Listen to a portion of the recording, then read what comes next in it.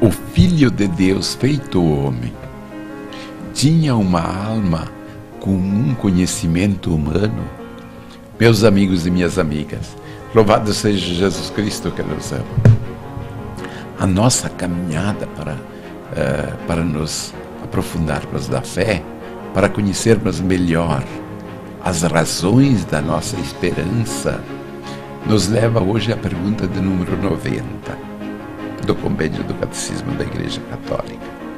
E nesta pergunta, nessa questão, a questão é a seguinte: o Filho de Deus, feito homem, tinha uma alma com um conhecimento humano? Tinha uma alma com um conhecimento humano. E no compêndio nós lemos: o Filho de Deus assumiu um corpo animado de uma alma racional humana, com a sua inteligência humana. Jesus aprendeu muitas coisas através da experiência. E nós lemos, por exemplo, que quando Jesus tinha 12 anos, Lucas diz assim, que Jesus crescia em sabedoria, em idade e graça, diante de Deus e dos homens. Vejam, Jesus crescia, ele quis, como nós, aprender e submeteu-se. Havia os pais que lhe ensinavam, lhe educavam e lhe introduziam naquelas que são as tradições e dos costumes humanos. Bem interessante a humildade de Deus. Deus que vem ao nosso encontro, mas nos pega lá embaixo. Ele poderia dizer que eu não posso, eu não posso me submeter a tantas limitações. Ele poderia dizer: eu sou Deus, eu sou eterno, mas o seu amor o levou a este gesto de humilhação.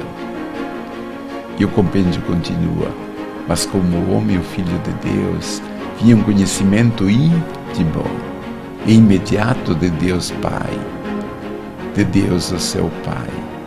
Não podemos nos esquecer que Jesus não tinha o pecado em si, não tinha as consequências do pecado. E chamamos que uma das graves consequências do pecado é que ele obscurece tudo. Torna difícil lembrar de Deus, porque há uma inclinação para o mal. Jesus não tinha esta inclinação para o mal.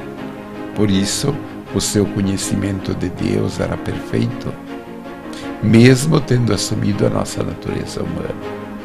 E o compêndio diz mais: Jesus penetrava igualmente nos pensamentos secretos dos homens. Isto é, em tantas ocasiões nós vemos ele adivinhando o que pensavam dele, o que lá numa rodinha estavam falando dele. Por quê?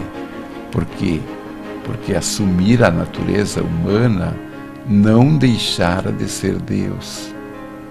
Continuava com aquele conhecimento por próprio que ele tinha da eternidade. Diz o compêndio: ele conhecia mais plenamente os desígnios eternos que ele viera a revelar. Tinha um conhecimento pleno porque era Deus que havia se encarnado. Então, quando ele falava daquilo que ele havia convivido com o Pai desde toda a eternidade, que havia aprendido com Deus Pai aquilo que o Pai pedira que revelasse. Portanto, sem essa revelação de Jesus, jamais nós penetraríamos nos mistérios de Deus.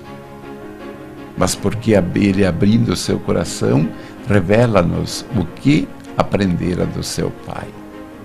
Como e com o seu Pai. Aquilo que era o seu conhecimento eterno. Ele abria a boca, então era ele que falava as verdades que ultrapassam o tempo, porque são eternas. Então, para que o seu conhecimento de Jesus Cristo cresça sempre mais, para que você se abra aos seus sentimentos para poder penetrar nos mistérios de Deus, façamos a oração da Divina Misericórdia. Eterno Pai, eu vos ofereço o corpo, o sangue, alma e divindade do vosso diletíssimo Filho, nosso Senhor Jesus Cristo, em expiação dos nossos pecados e dos do mundo inteiro. Pela sua dolorosa paixão, tende misericórdia de nós e do mundo inteiro. Para isso recebam a bênção de Deus Todo-Poderoso, o Pai, o Filho e o Espírito Santo. Amém. Fiquem na paz e no amor de Deus.